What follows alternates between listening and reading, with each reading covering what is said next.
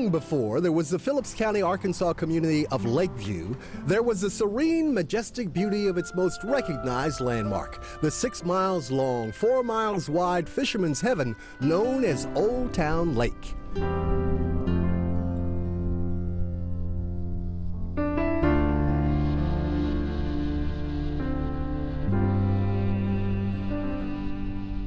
Lifelong Lakeview resident, 66-year-old Lawrence Edward Mansfield Sr. says the lake's reputation, especially in spring and fall, is alluring enough to reel in fishermen from all over the country, creating the kind of fishtails you'd have to see to believe.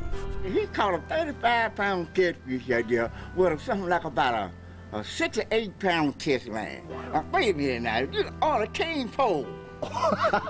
Now that's a fact. That ain't no fiction. That's a fact. Okay. That's a fact. However, when it comes to identifying the actual history of Old Town Lake itself, what's fact and what's myth are open to conjecture. It's believed that Spanish explorer Hernando de Soto first navigated a ship through the waters of what was then part of the Mississippi River. However, in 1812, one of a series of magnitude 8 earthquakes along the New Madrid Fault massively altered thousands of miles in landscape, in the process creating the almost biblical feat of making the mighty mists run backwards for a time. Scientists claim the epic tremors eventually led to the formations of Tennessee's Reelfoot Lake and its reflective sister in what is now Old Town Lake.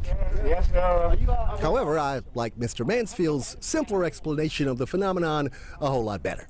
You know, that's what they said too about the Mississippi. They say God scooped it up with the palm of his hand, you know. Lakeview's own history is also unfortunately reflective of a declining lot of Arkansas Delta communities. Once a town of 6,000 people steeped in farming, Mansfield and Ann, his wife of over 40 years, lament Lakeview's population, now less than 750, dwindled as farming went high-tech. Ain't no more cotton picking times and ain't no more cotton chopping times, and then these chemicals come out and all that stuff costs money. The people have left, most of the people in the community. They have gone. Lack of jobs, of course. The young people that graduated, there wasn't anything to do, so they moved away. But what hasn't left the Mansfields are the memories of happier times. For example, Mr. Mansfield's recollection of the funniest thing he's ever seen occur in Lakeview. Now, let me set this up. It's centered around an argument between two of his high school classmates and how one of them sought revenge. Now, this is great stuff. Now, listen. He walked on out, he went on down the road, went home, got his dogs and his shotgun, and came back down the railroad. And just before he got to the school, a rabbit jumped up. Poof!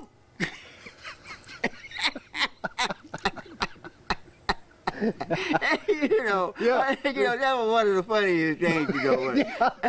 We didn't have no law to get involved with it. There you go. Yeah, so he go get revenge, but got a rabbit instead. Yes, sir. There you go. Ain't nothing wrong with that. All right, I guess you had to be there.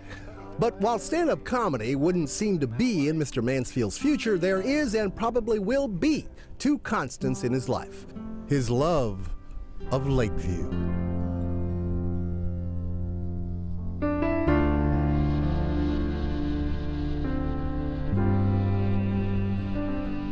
And his love of Ann.